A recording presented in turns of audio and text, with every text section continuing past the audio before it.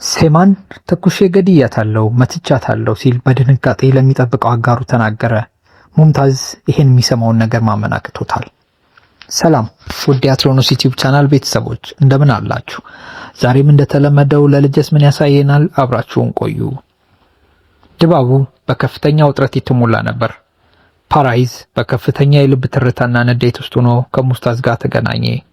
ድምፁንም ከፍ አድርጎ ሴማን ተኩሼ መትቻታለሁ፣ አዎ ገድያታለሁ ሲል በድንጋጤ ለሚጠብቀው አጋሩ ተናገረ። ሙምታዝ ማመን አቅቶት በእርግጥ ልጅቷን ገደልካት ብሎ ሲጠይቀው ፓራይዝ በብርድ ስሜት አዎ ሞታለች፣ አልቋል ነገሩ ይላል። ሬሳዋንም ቆሻሻ መጣያ ውስጥ ጥየዋለሁ በማለት መለሰለት። አሁን በሴማ መወገድ ምክንያት ሜዳው ለባህሪን ሰዎች ክፍት ሆኗል። የውድድሩ ጨረታም እነሱ እንደሚወስዱት እርግጠኛ ሆነዋል። ከዚህ ሚስጥራዊ ግድያ በኋላ ፓራይዝ ወደ ፖሊስ አዛዡ ቢሮ አመራ። አዛዡ የተፈጠረውን ነገር በዝርዝር እንዲያስረዳና ቃሉን እንዲሰጥ ቢጠይቀውም ፓራይዝ ግን በቀላሉ እጅን የሚሰጥ አልነበረም። ያለ ምንም ደህንነትና ዋስትና ቃል አልሰጥም፣ መጀመሪያ ልጄን እንድታመጡልኝ እፈልጋለሁ፣ ቀጥሎም አዲስ ማንነት ተሰጥቶኝ ወደ ውጭ ሀገር መሄድ እሻለሁ በማለት ጥብቅና የማይታጠፍ ድርድር አቀረበ።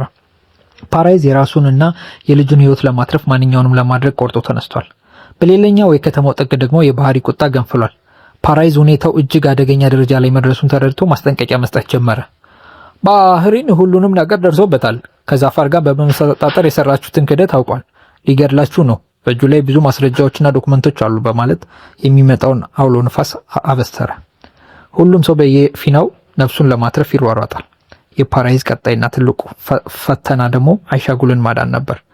መንገድ ላይ አግኝቷት ሊያሸሻት ሲሞክር እሷ በድንጋጤና በንዴት ልቀቀኝ፣ ምን እያደረክ ነው? ወዴት ነው የምትወስደኝ? እያለች ብትታገለውም ፓራይዝ ግን የጉዳቱን አሳሳቢነት ስላወቀ እባክሽ ከኔ ራቂ፣ ዳግመኛ በፊቴ እንዳትገኝ፣ በመንገዴም እንዳታልፊ በማለት ሆን ብሎ አስቀይሟት እሷን ከአደጋው ቀጠና ለማራቅ ሞከረ። ነገር ግን የዚህ የተወሳሰበ ድራማ መጨረሻ ባልተጠበቀና ልብ በሚሰብር ሁኔታ ይጠናቀቃል።